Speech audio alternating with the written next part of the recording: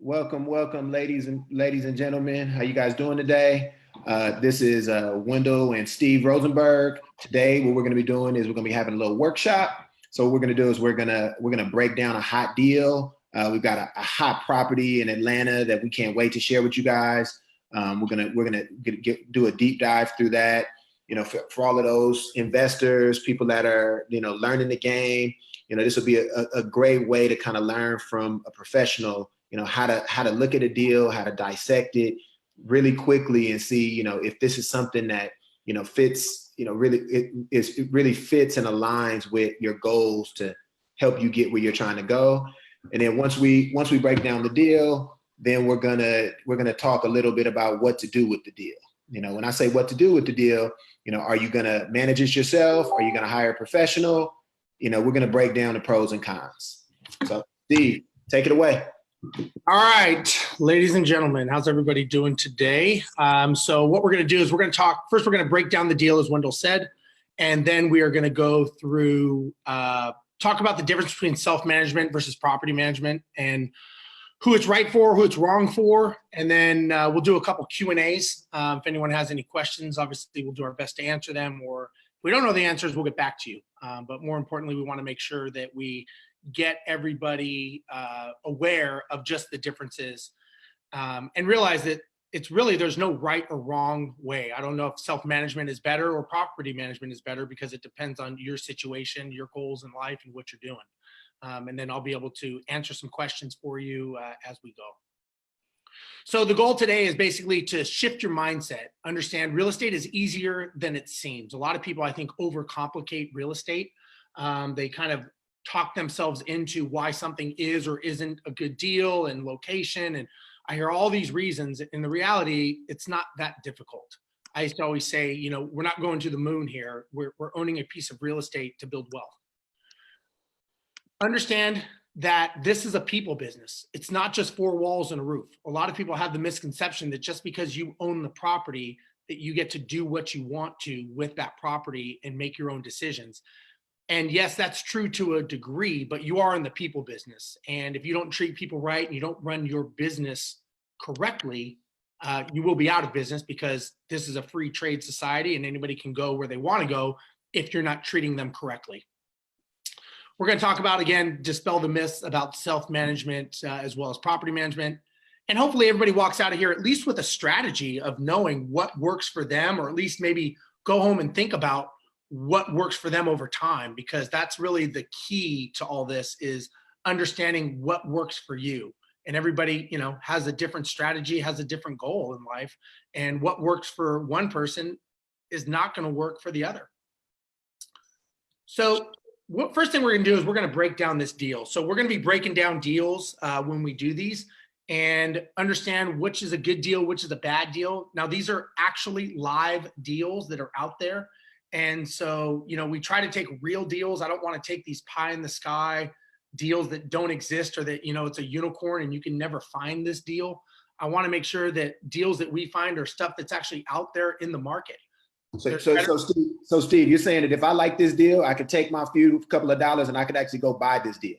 You could take your few couple dollars. Yeah. Okay. So you can go to Investment is the software that actually has this information. So we'll talk a little bit about Investment, and we'll give everyone the opportunity, if they want to talk to someone there, they can. But this is basically a software that gives you the opportunity to be able to find properties that are in multiple locations across the United States. And it gives you a breakdown that, as far as I'm concerned, as an investor, it's all the things that I used to try to create spreadsheets on and figure out and look up data. And all this is compiled into one simple location. And that's what I like the most about it, is it's in one location. I don't have to go and track down information that, frankly, when I used to do it, I didn't even know if I was getting the right information. And this is all here. So this property here is in Georgia, Lithuania, Georgia. 3-bedroom, 3-bath. Lithuania. That's Lithuania. Lithuania. Sorry. Lithuania. I'm not from there, man. I don't know. I know it's not Texas. I know that. So this is a 3-bedroom, 3-bath house. It's 1,600 square feet and built in 2019. So it's a brand new house. I mean, when you look at this, the thing that pops out to me immediately is 3-bedroom, 3-bath. That's more common. Older properties that were built in the 40s, 50s, 60s normally had 1 bathroom. So that is an indication that obviously it's a new house and built in 2019. To me, when I start looking at numbers, I start thinking, okay, maybe this is not something that's going to need a lot of maintenance because it's brand new. Mm-hmm. So if you go right here, you see the list price on this house is $131,400, and it's giving you an estimate of $1,200. And it's telling you, if you look above that, that the range is between $1,200 and $1,300. And I'm going to show you how they find that. Now, initial investment cost, it's saying is $37,000. So you're going to put some money down in it. Now, if you look right here, it's telling you that within 1 year, it will be worth $142,000. Now, obviously, the house is worth more than you're buying it for, and that's why you're getting that 8% bump after 1 year. Now, if you go down here into the lower left-hand corner, you're going to have a yield of 10.95, and you're going to have an NOI, a net operating income of $8,200. So again, these are just numbers that's giving you information to decide, is this a deal that aligns with your goals, and does this strategy of buying this property match? And it's basically the numbers are telling you a story. It's up to you to determine if that story aligns with your goals or not, but this is giving you some information. Now, if you look right here, this is telling you after 15 years, you'll have a yield of 11%. You'll get 4% appreciation, but you'll get a return of 31%. So again, whether or not this makes sense or doesn't make sense is up to you to decide. Now, if you look right here, you see that C in the upper left-hand corner. That C is telling you the neighborhood. Now, I know from managing properties and having rental properties, the neighborhood is key to eliminating a lot of other potential problems in a neighborhood. So if you go over to the right-hand side, this is the breakdown of an A, B, C, or D neighborhood. This information is telling you the criteria of the neighborhood, could be the crime statistics, the challenges that go on in lower neighborhoods, lower income areas, what the yield will be. And again, you can put parameters in this software that will tell you, I only want A and B neighborhoods, or I only want C neighborhoods. And it will start eliminating properties that don't match your goals, so that so far we're looking at a property, we're going to buy it for $131,000. We're going to rent it for $1,200, and we're going to be out of pocket $37,000. Still doesn't, yeah. Steve, so you're telling me that this neighborhood is a little bit rough, but I can make it could generate some good cash flow, and it's got pretty good upside. Yeah, now we haven't got into the cash flow yet. That'll be the next slide. But what this does tell you is the categories of the neighborhoods also tell you, as well as the age of the neighborhood. So sometimes like a middle working class blue collar neighborhood could be C. And it just could, some of these drivers could be because of the age of the neighborhood. Okay. So yeah, the A, B's, and C's, it's giving you quite a bit of different information to tell you whether or not, a D is A, right? Right.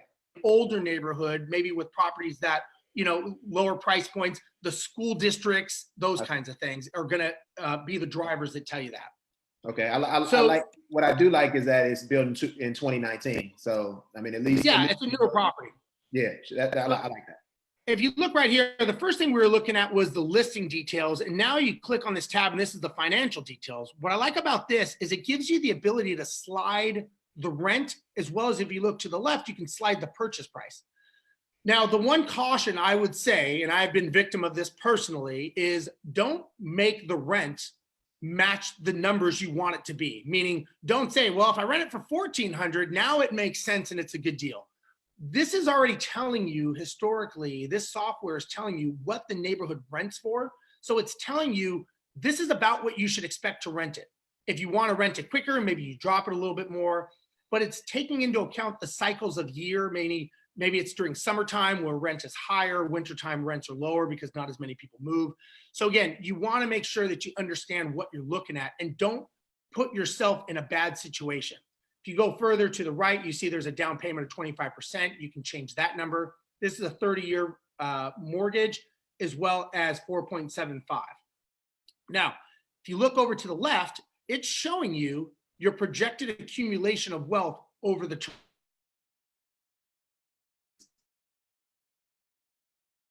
They say a picture works, right?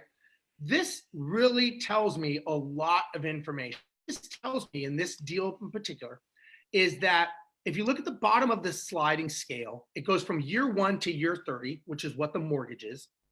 And as you're going, you can see the differentiation of what the principal is, what the property is going to appreciate, and when your cash flow comes in. Meaning you're going to make a little tiny sliver amount of cash flow in the beginning. But if you see, not until about year 5 is when the cash flow actually starts picking up.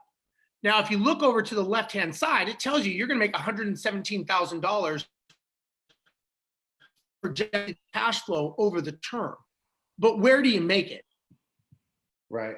Hey, Steve, do us a favor and use your information. Do us a favor and use your pointer on your mouse to show us where you're going. Sure. Can you see that right there? Yeah, I see it now. Okay. Perfect. So this is telling you the projected cash flow. So if you see right here, it's actually telling you right about there is where you're going to make the money. And then obviously then it goes up from there.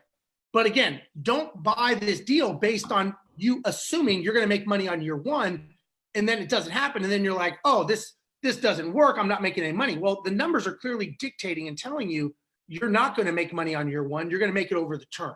So the question is if I can buy a property and I'm going to make some money, and at about year 6 is when I start making more money. And over the term of 30 years, I'll get a projected accumulation of $487,000. Does that make sense? So if I spend $37,000 and I make $500,000, does that financially make sense for me to do? That's up for you to determine. But again, the numbers are the numbers, and it's telling you what you can do.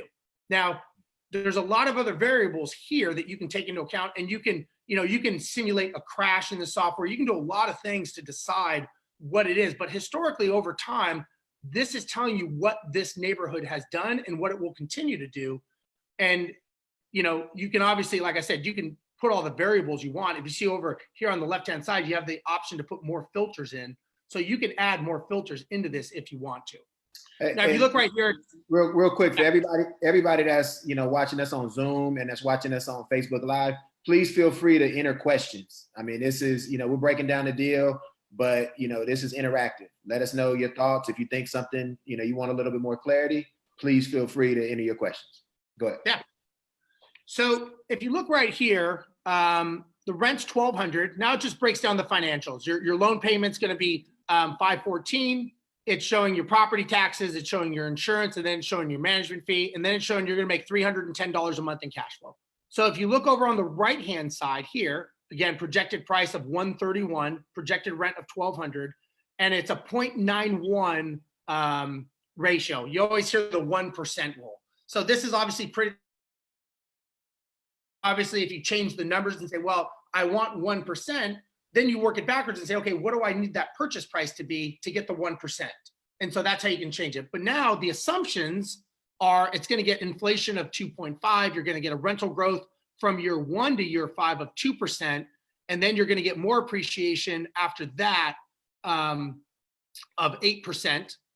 Maintenance, vacancy, length of stay is 2 years. Vacancy is 8%. And again, this is taking historical data. Now, the challenge is you can make these numbers, do whatever you want them to do. I would advise using the software because it is going and collecting this information for you. And you don't want to buy a deal that you basically change the numbers to make it make sense. Again, if these numbers don't make sense, then simply don't buy the deal or adjust the numbers so that they do make sense on the acquisition side or whatever it is you got to do to make these numbers come down. So if you look right here, if you were to take this property and you wanted to see your ROI, your return on your investment, and you sold it, it shows you on year 10, year 15, year 30. If you sold it on year 10, you'd make $18,000 in cash flow and you'd make $100,000 in proceeds. You sold it on year 15, 33 and 142. If you sold it on year 30, you'd get 117 and 318. So you can start looking at this going, man, you know what? I don't want to hold this thing for 30 years. I want to hold it for 15. When, if I want to punch out at that time, what would the numbers be? And now what would my return be? So it's showing you here, your total return would be 31%, 31%, and then it goes up to 38%. And again, these numbers are just telling you a story. What you do with them and where you go with it from there depends on your goals. And obviously this is part of your strategy. The key to all this is understanding what works. Everybody, has a different strategy, has a different goal. You need to mute yourself, Wendell, or something. Okay, so now things to remember about this deal, in my opinion. When you look at a deal, right? When we look at this deal, a lot of people will make a decision saying, that's not that much of a return, right? That's not a good number. $300 a month is not a lot, right? When you look at this number, be careful making a decision based on what the numbers are today. If you're buying an investment property, if you're an investor, in my opinion, and you are looking for something long-term, most people that buy investment properties are doing this for the down the road retirement phase of their life when they want to have that safety and security. What the properties do when you're going to want it 30 years from now. Why wouldn't you make the decision based on when you actually want to, whether it's a year 15 or year 30, whatever that number is, you would make your decision based on the benefits of what it would be in the future, not what it is today. And that's where I think a lot of investors make a mistake, is they pass by a lot of deals because they tell you what their goal is. Their goal is to have this, this, and this, but their strategy doesn't align with their goal because they're not looking at it. They're looking at a today snapshot, because when the property goes up in value, so does the rent, right? Appreciation goes up, all that happens, but they're just looking at the cash flow number when they really don't even need the cash flow. In theory, they're looking on an appreciation play, not a cash flow play. But a lot of people put their value into cash flow, and we'll talk about that in other series of the 5 different pillars of owning real estate. And normally cash flow, while it's great, cash flow, in my opinion, will never outpace the appreciation of a good deal and a good property. And that's where I think people have a lot of challenges understanding. Steve, one thing to add to that deal. One thing to add to that deal, when you're looking at a neighborhood or evaluating a property, is just thinking about the new developments and the infrastructure that's being created around that facility. Around that property. Is Amazon coming out there and building a plant? Is there a big shopping center that's, in the works? I know for me, visiting, the Chamber of Commerce and, looking on like the city websites and learning about, what kind of projects they have in the works is really clutch when you're thinking about not just for today, but what it's going to look like as an investment in the future. Absolutely. And look at now that we're in the information age, right? So things move a lot faster. So in the information age, what holds the most weight? Information companies. Right. So all of a sudden you hear Amazon's coming to a city, prices go through the roof. All of a sudden they say, yeah, we're not going to that city. We're going to another city. Prices drop. Right. So you want to be very careful trying to guess where a company's going to go or not go. Now, obviously, if you're in an area or you're looking for something that is going to be a quick appreciation play, then maybe it makes sense to buy something where you think Amazon's going to go, like Colorado, or I just heard that they're opening up something in Austin, Texas. So again, that prices will go up in those areas because they will have a housing shortage. Again, these are, like you said, these are indicators that you look at. You can look and see how many permits are being pulled over the next year. There's a lot of indicators that will tell you things that will increase the value of your properties without even just the standard appreciation. You take any city in the country, even in the world for that matter, and you think back, if you would have bought 10 properties 30 years ago, I grew up in Los Angeles, and if I would have bought 10 properties growing up in LA 30 years ago, think of what those would be worth today.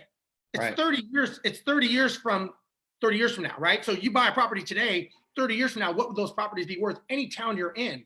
You don't have to try to guess it or time it. You just need to take action and do it, in my opinion. Right. Yeah, so, no, it's gospel, man. I know another feature of the investment website is that you can go in there and you can click and you can see if there's shopping centers nearby, if there's big corporations nearby, schools, absolutely. Airports, all of the, I always think, I know for me, when I'm looking at a property, I'm looking at my mortgage number and I'm looking at the rents and the possibility of the rents. And then with the investment software, I'm able to look at all those other things that go into being able to have integrity with those rents. Like, can people work?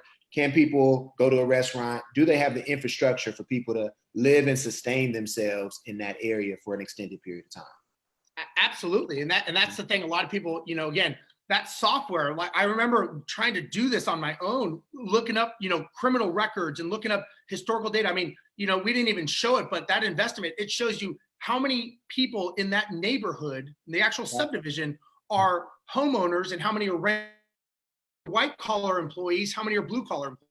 What is the average income? I mean, what is the, it gives you so much information. Am I buying a property, like this property is a perfect example, right? This property is renting for $1,200 and you go, man, that's a great deal. Well, what if the average rent in that area was $800? Now you just got a property nobody can afford. Yeah, it rents, you bought it right, the comp's out right, everything's good. But if it tells you the average rent is $800, I'm dead in the water. If it tells you the average rent is $1,400 and I bought it for $1,200, I'm thinking, okay, there's some room to play here. And so it takes a lot of that information. And that's what I like about that software is it takes all these variables and it puts them at your fingertips within seconds. And that's the nicest thing about that is you don't have to go looking for that. And honestly, I don't even know if I was collecting the right information when I was doing it. I was just trying my best with all these spreadsheets. This I know is at least correct, Right. Yeah, I'm always thinking about risk mitigation. I mean, you're dealing with real dollars here. It's not monopoly. I mean, you're talking about real dollars. You're talking about, having to justify to your family, hey, wife or significant other, hey, I'm going to take X dollars of our savings and I'm going to put it into a property that in 10, 20 years is going to, make us a substantial amount of money. I know in my household, the first thing that my wife would say is why, and how do you know that? And if I'm armed with information and data, it makes everybody sleep a lot better at night, for your for those involved, and I mean, even just for yourself, because it's all about risk mitigation. I mean, it is a game, but it's a game with real real ramifications and repercussions. Yeah, and the thing is the data is the king, right? Yeah. Data tells you a story because there's no emotions in it. And it tells you whether it makes sense or doesn't. And that's the thing about this software is it's a third party and it's not skewed by emotions or trying to make it work. Now, we as humans have that tendency to make things work or not work depending on our opinion and what we want and how we want that to work. But the numbers are the numbers. And that's what I like about this software is it's just telling you these are the numbers. People can say it's a great deal or bad deal. I'm sure I can convince someone why this could be a great deal. And I can also convince them why it's a bad deal if they don't have a strategy and they don't have their own goals set. They can be swayed because I don't know how many people I get that go, hey, Steve, is this a good deal? Well, my answer back to them is I don't know. I don't know what a good deal is to you. What are your goals? Where do you want this to go? It's a great deal, but it may make you go bankrupt because you can't afford to go negative $300 a month. Even if it's the appreciation is going to go up $1 million in 10 years, you may be bankrupt in 3. So again, that's why these numbers are so important. And that's why it's great to have someone else pulling these numbers, because then you can sit back as kind of the CEO of the company and make decisions by the facts and not emotions, in my opinion. Yeah. And I mean, you think about when you have someone that can hold your hand to buy a property in a place like Lithonia, Georgia, where, you might not be familiar. It's like, okay, they're going to help me get the property. But then it's like, okay, once I get the property, now what do I do? Sure. Yeah. And that's kind of part of the strategy, right? Yeah. You have to decide, do I manage it with a professional company, or do I self-manage it? And so the question is, who is this for, right? Which is better, right? And my answer always is, it depends on your goals, right? And we're going to break these down, the difference between professional management and self-management. And, the thing is I don't think there's a right or wrong way at all. I think that it just has to align with your goals and what you value more. And there's different value points that are going to dictate whether or not it makes sense. So the first thing I think when you own a rental property is you have to start with the end goal in mind. And I don't think a lot of people think about that. And I know I never did when I first started, is what is the end reason as to why I own this piece of real estate? And I ask people that question a lot. And I kind of get that deer in the headlights, and they're like, I don't know, I just want to own the property. But it's like, why do you want to own the property? Like, what is it going to give you? Is it something that you want to live off the cash flow? Do you want to use that money to buy something else, like maybe a 1031 into an apartment complex? Do you want to pass it down to your children as a legacy? Because the way that you are going to finish is the way you're going to start, meaning what kind of entity are you going to purchase it in? You know, are you going to buy an apartment complex and you're going to make a conduit loan, which is a non-recourse loan, but you can't get out of it? It has to go the distance. You know, are you going to put it in a trust to pass down to your children? That's different than trying to flip it. So I think it's important to understand what the end goal is when you buy a rental property so that you can start out correctly. Remember that it's a business, right? I say this all the time. You got to have policies, procedures, structure. You got to have all of that when you own a business. When you own a rental property, you have income, you have loss, you have profit, you've got laws, regulations. You have all these things. You have governing agencies following after you to make sure that you're doing the right thing. And if you don't, that's when you get in trouble. And most people that do this and get in trouble are because they don't treat it like a business. They don't have a business plan. They don't look at a team. They don't look at how to run things. And even if you're going to self-manage, it doesn't matter. You've got to make it part of your plan. It doesn't happen by accident. I always say, you may be able to make $1 million company by accident, but you're not going to make a $10 million or $100 million company by chance. There has to be specific design and intention when you're doing that. Right. So when we talk about business and the definition of a business, I think a lot of people need to understand what that is, because I don't think a lot of people know what the definition of a business is. And when you own a rental property, you own a business. And I think definitions are some things that we sometimes forget or we don't think about. So to me, the way I was taught by our business coach was the definition of a business is a commercial, profitable enterprise that runs without me. So meaning, could I walk away and could I have systems and people in place to have that run without me for a length of time? Now, the added caveat to that is a commercial, profitable enterprise that runs without me and has a sale date, meaning the end date in mind. Now, it doesn't mean you have to sell it, but you want to build it so that you can. And so when I talk to a lot of people and I ask them about their business and they understand that they all agree that, yes, when I own a rental property, I own a business. And I say, okay, well, what, could you leave for a month with your rental properties and could they come back operating the same or better than when you left it? The answer most of the time is no. And then I'll ask them, okay, well, why? Well, because I don't know how to do that, never thought a system. So a lot of times people get into business without a plan. They get into business without a strategy. And it's kind of like my friend says, it's like building a plane as you're in the air flying it. Chances of that working are slim to none. Chances of you being successful once you own the property and then try to figure out what hole it fits in is probably not the best idea. Spending the mental time to sharpen that axe before you swing and building the business model, building your end goal of where you want this to go and eventually, and the strategy to get you there. It's kind of like saying we want to go to Disneyland. Disneyland is our end goal. The strategy to get us to Disneyland are the freeways we're going to take. So if you're in LA, you're going to take the 405 to the 91 to the 5, get off on Beach Boulevard. Now we're going to go to Disneyland. That's the strategy. The destination is your end goal. So if you don't have that clearly defined, when you're looking at deals, how do you know if it's a good deal or bad deal? You don't even know what freeways you're going to take. You're just getting on the freeway and thinking you're going to drive and find it. So again, just something to think about. So let's talk about the pros of self-management and who it's for. People that obviously have knowledge of real estate laws is number one, because the laws are governing and you've got laws. There's laws to protect tenants and there's laws that protect owners. And you got to make sure that they change all the time and that you're up on them. Excuse me. Next is the time to commit. You've got to make sure that you're willing to put in the time. And some people have the time. We just interviewed my good friend Ryan Harrison. He lives in Guam.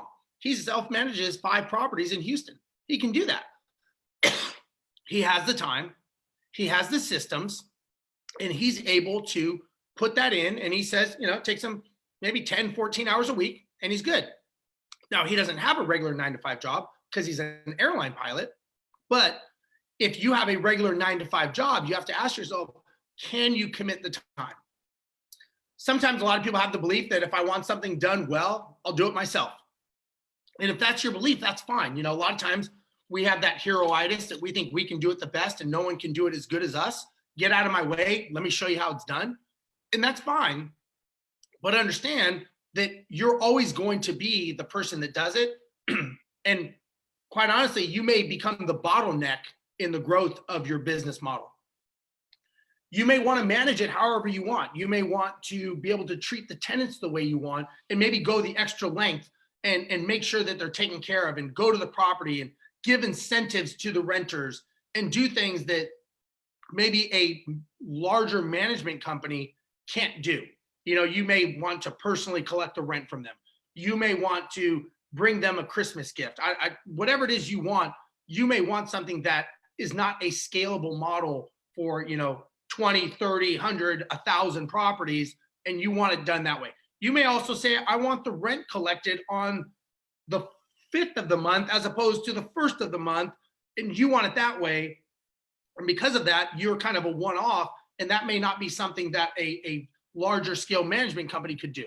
So again, there's certain ways that make sense for you to self-manage, and there's nothing wrong with that. You just got to think of all the things that makes sense for you to self-manage. And again, you want to put that in your business model. Last but not least, you want to save on management fees. You may not see value. Wendell, you and I talked about this, right? We talked about whether you take a family-owned property and do you hire it out to a management company, or do you self-manage? And the perception could be that no need in having the fees, just self-manage it. And that's fine, because you do save money, but there is a trade-off. And we'll talk about the trade-off of what you're losing, because there's a yin and yang, there's a balancing act for everything, right? You may save here, but you're going to pay for it somewhere else. So the question is where do you pay for it? So let's talk about the cons of self-management.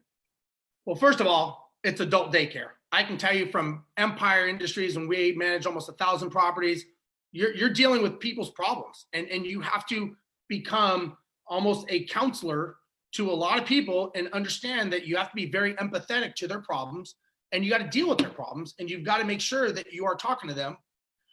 You got to have the tight time commitment. You got to deal with late payments, safety of the residents. You got to do routine inspections. Again, this cannot be a hobby or a second thought. This is your second largest investment of your life, and all of your retirement most likely is tied up in this, or a good portion. Don't leave it to chance. Don't leave it as a second option. That's something that you may do. Again, the laws change all the time. I've been talking to all these different states. Every state has a different law. California is about to pass rent control, right? They've got other laws that are in place. Washington State has laws. So every place has these new laws that come into effect in January, and it's on you to make sure you know the laws. It's not incumbent upon them to notify you. Unfortunately, you don't know that you've broken the laws until you get served with a notice or a hearing, or you're in a lawsuit, and then you have to go back and understand what the laws were that changed. And we're not even talking about tax laws and everything else, because that's a whole other story. But again, just something to think about. The challenge with self-management, and I know this personally when I used to self-manage when I first started, is you make decisions based on emotions and not fact. So because you own this property and maybe you gave a tenant a deal, or you did something and now they don't reciprocate or they don't do what they said, now you're making emotional decisions. And I can personally say that I've talked to many people that have made emotional decisions, and I've never heard of one that tells me they felt they made the right decision based on emotions and they're glad they made that knee-jerk reaction. Normally they're like, yeah, probably wasn't the best thing to do. I probably should have thought about it, should have calmed down, right? So again, sometimes you're too close to the fire, as they say, and you're too emotionally tied to it, and you make decisions based on emotions. And again, this could have an effect not just on revenue, but on legal implications. So, tenants that like to text message, and again, you start off with the tenant and maybe you're getting along with them and you give them your text message, or I don't know why, but some people will friend them on Facebook. Next thing you know, you're in conversations, you're chatting, and then things go south. And now you've said something that maybe you shouldn't have said. Maybe you violated a fair housing law. You've done some of those things because you didn't know that it was illegal. And last, I would say one of the challenges with self-management is because you may not have to lease a property all the time or deal with maintenance, you do not have the momentum that maybe someone does that has a lot of properties, or a management company or something like that. When you do a turn once every 2 years, right, you're not going to have connections with the contractors and stuff the way another company would. When you're trying to lease a property, you've got to get that momentum wheel turning. You've got to figure out, okay, what is the latest, craze with leasing properties? We do a lot of smart boxes where, when someone wants to lease our property, they don't need an agent to see the property. They can go right into the property with the smart box, and we know who's there and all that stuff. That's technology. If you lease a property once every 2-3 years, you're probably not going to know about that technology. So what do you have to do? Now you're either going to pay a realtor to do it, or you're going to do it yourself. And now you're trading time for money, and depending on which one you want to do. Any questions for me on that? No, I think it's pretty straightforward. I think it makes sense Okay. to me. I think it's really important to kind of prioritize how you want to spend your time. Okay. But this is great for transparency, so that people know that, it's real out there, and that it's not all peaches and cream. I mean, you could get sued, and I think also just kind of keep your eye on the ball and know that, like you said early on, it is a business. And so, yes, it's a business, and yes, there are people involved, and that can be a little, that's a difficult dynamic to deal with. And so, especially when you're so close to it. And so I think absolutely that's where knowing that property management is there could be. So let's talk about property management, right? What are the pros of property management? Number one, the infrastructure is in place. You don't need to reinvent the wheel. They've already been doing it. They know it. They understand it. They're doing it, right? So that's a plus. Next is they understand the local laws, property code, fair housing, discrimination, IRS. These are all the things that can get you in trouble. These are all taken care of, right? Most importantly, I would say, is they're non-emotional, right? They have policies, procedures. They know how to handle challenges with residents, damage to properties. I mean, you've got things like emotional support animals. You've got things, for example, is something an emergency? Is it not an emergency? If you're an owner and you just happen to own 1 or 2 properties and you're not up on the laws, how do you know what the property code says, whether or not it's an emergency or not? Whether this is an emotional support animal? Can I take them? Can I charge a pet deposit? These are all the things. And again, some of these things were not really relevant a year or 2 ago. Now they are, right? You can get an increased return on your investment when you use a management company through scale, right? So all of a sudden, because they have scalability, maybe they can get a better pricing on the contractors and the vendors that you couldn't get. And like we just talked about, right? You're looking at this property we showed you earlier in Georgia, right? Now you can scale this to own multiple properties in different areas that match your goals. If you're living in the Bay Area like you do, Wendell, you may be able to buy 2 or 3 houses. Well, you may be rich, maybe 10, I don't know. But let's say you can buy so many houses, and next thing you know, then you're done. Or maybe you could buy 20 if you spread them across other areas, as long as it's the right strategy and it matches your goals. If you're looking for properties that you need some cash flow on, Bay Area may not be that area that has the cash flow properties.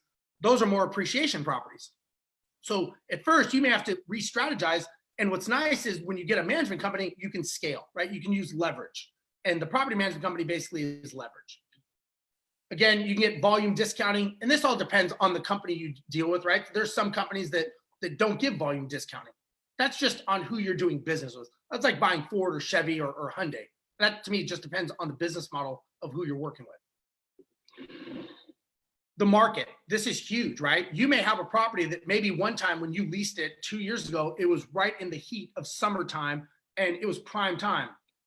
Now let's say that tenant's left and now it's wintertime. And maybe you saying, hey, I should be getting $1,600. That's what I got. Well, maybe wintertime and the cycles change and maybe it's down to $1,495 and you're at $1,600. Now you don't know what the market's doing and you're pricing yourself out of the market. So again, that's why I think property management's a plus. And more importantly, I would say, is you're able to leverage your own time. That to me is the biggest thing. The biggest challenge we have as entrepreneurs, all of us, is we do not value our time. We only have 24 hours in a day. Most people do not buy a rental property to add a second or third job to their life. They buy it for the safety, security, maybe the future that they want to have. but now they feel they need to do it themselves. And where does that go? It comes right off the bottom line of your time. You're going to lose time. With a management company, at least you're able to leverage that time.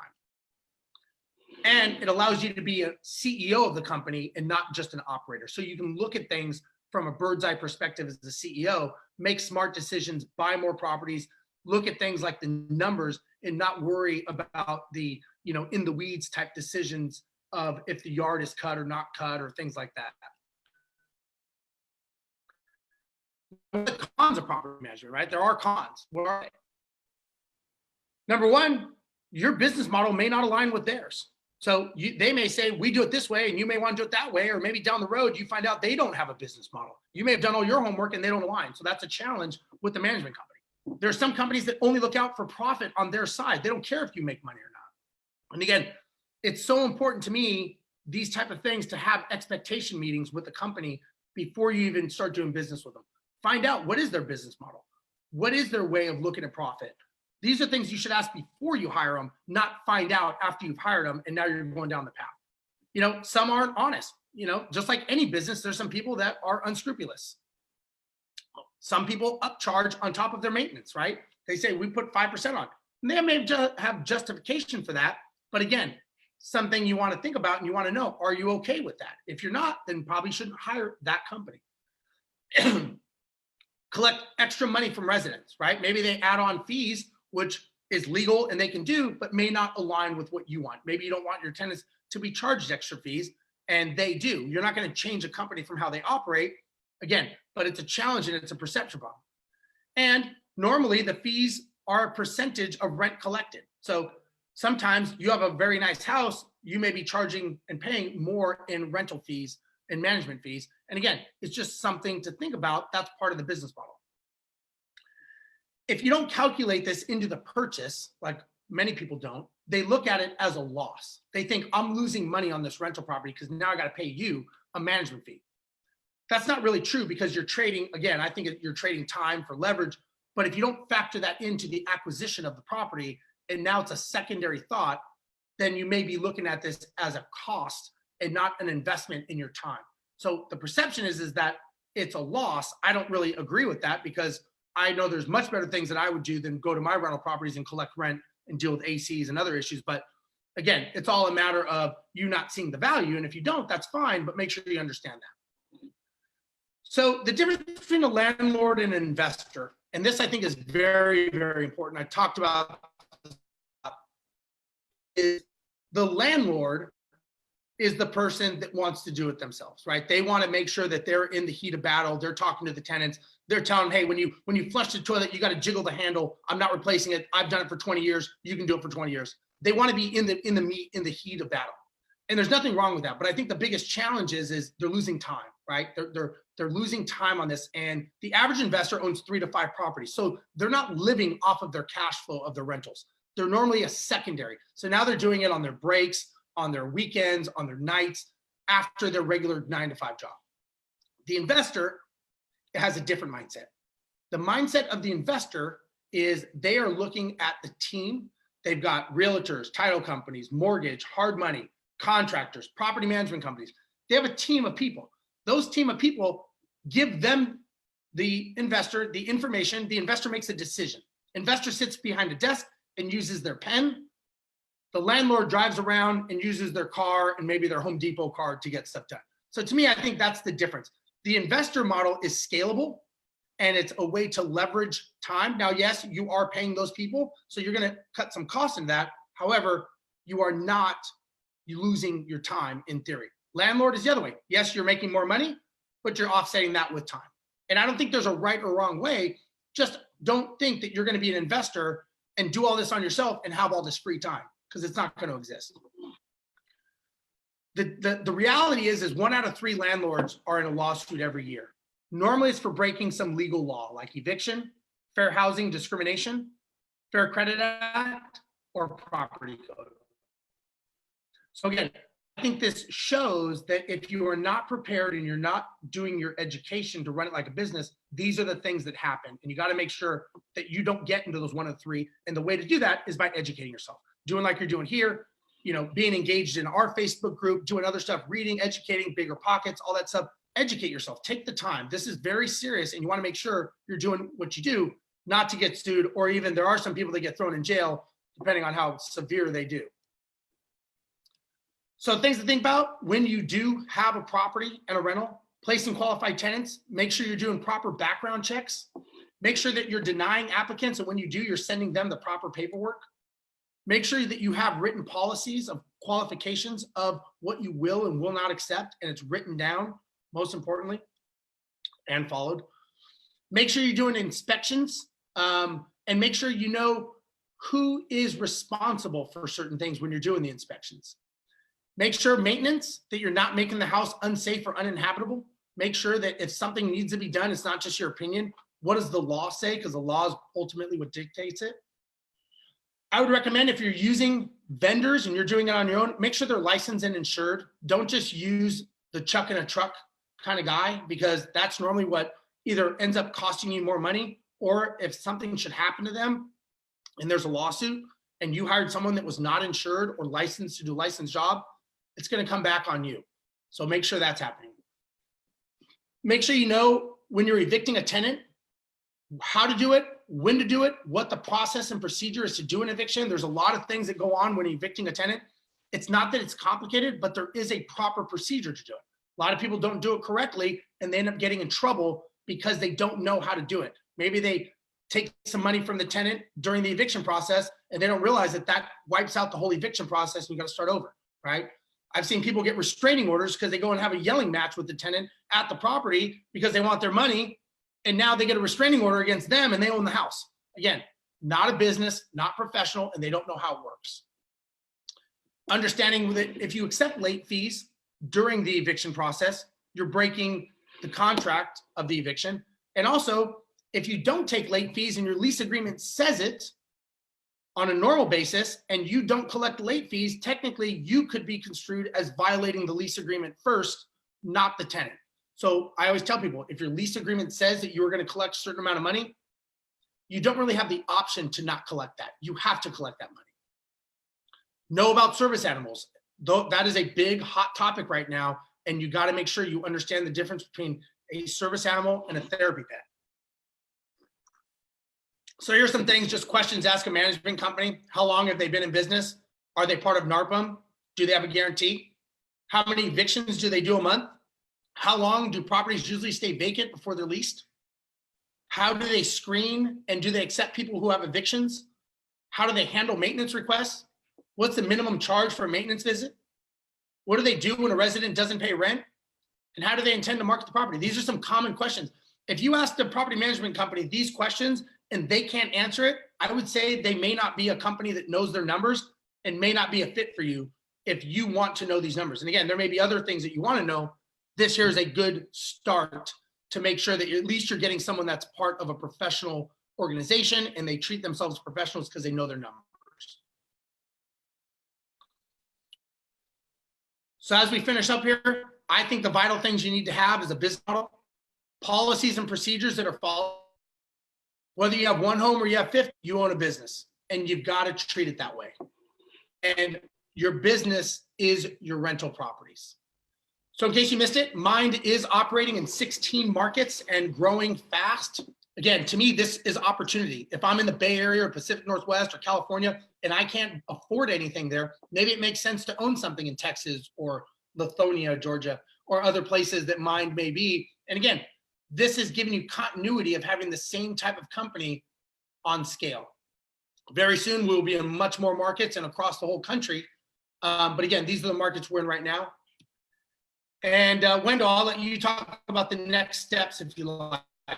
Yeah, for sure. I mean, first of all, thanks for everybody that, took the time out to, talk shop with us. I mean, it's important for us to, for those that are in our group and those that are that just signed up through the Zoom link that, we want to bring you guys hot deals and we want to educate. I mean, it's all about education. I mean, my man, Steve Rozenberg, I mean, he's a living legend. I mean, he's owned almost 100 pieces of property. He had built a company of over 1,000 units under management. And we're fortunate to have him.